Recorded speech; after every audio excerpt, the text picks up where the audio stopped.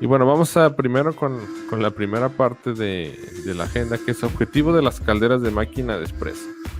El primer objetivo de una caldera que tiene una máquina de expreso es almacenar y calentar agua por medio de, la puedes calentar por medio de electricidad, que sería una resistencia, o la puedes calentar por medio de combustible, que en este caso estarías utilizando gas.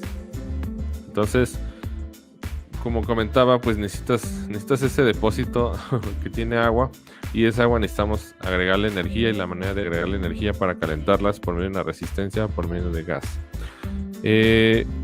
También estas calderas, pues el objetivo es mantener la presión dentro y la temperatura constante. Y aquí puse un punto que sería el objetivo secundario, y esto es bien importante: mantener la estabilidad de la temperatura y la presión.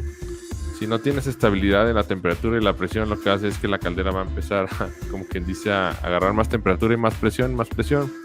Y estas calderas son muy seguras, tienen una válvula de seguridad por cualquier cosa.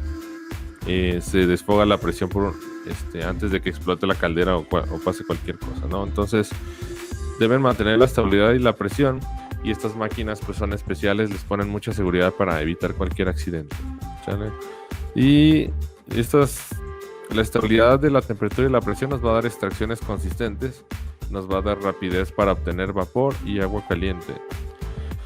Recuerda que cuando tenemos nuestro negocio, lo que queremos es sacar las bebidas de manera rápida. Entonces, lo que necesitamos es un vapor con fuerza y que sea constante para poder texturizar la leche y calentarla.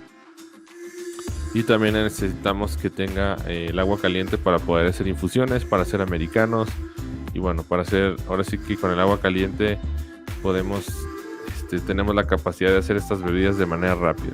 Es importante eso que tienen las calderas, es uno de sus objetivos.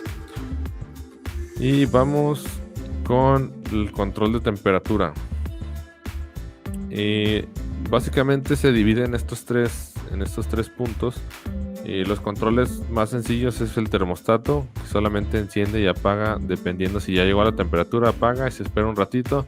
La máquina detecta que bajó la temperatura y vuelve a prender. Estos termostatos pues van a tener un poquito más de variación, porque como quien dice es prendido y apagado. Entonces vamos a ver que va a estar prendido, y luego pasa un momento, baja la temperatura y vuelve a encender. Entonces vamos a ver como una curva así de que enciende y apaga. Después esta no es posible modificar con el termostato. Las máquinas ya vienen con su temperatura predefinida y listo. Después hay algunas máquinas que controlan la temperatura por medio de un presostato. La máquina checa cuánta presión hay en la caldera y dice: ¿sabes qué? Ya tengo mucha presión, voy a apagar la resistencia. Y después empieza a bajar la temperatura porque apagó la resistencia, por ende empieza a bajar la presión, y dice la máquina: ¿sabes qué? La presión está baja, voy a volver a encender la resistencia. Prende la resistencia, detecta que ya hay sobrepresión, apaga la resistencia, entonces así se va.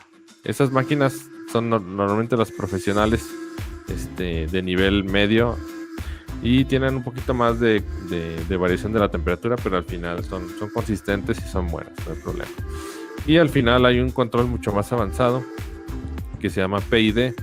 Este control funciona mediante pulsos. Ese no es prendido y apagado, sino es que le dice la resistencia: calienta, a lo mejor no calientes al 100%, calienta a un 80 o calienta a un 70. Esa no es de prendido y apagado. Empieza a mandar pulsos, pequeños pulsos, para mantener la temperatura y que la variación sea muy muy pequeña. Entonces, si vemos una gráfica de un presostato normal o un termostato normal, va a ser como muchas curvas. Y si vemos la gráfica del control de temperatura en un PID, vamos a ver que va a ser casi una línea recta. Tienes mucho control con un PID. Y la otra ventaja del PID es que te deja modificar la temperatura. Si tú quieres que tu extracción, en vez de salir a 93 grados, salga a 89, solamente tú presionas el botón y bajas la temperatura a 89.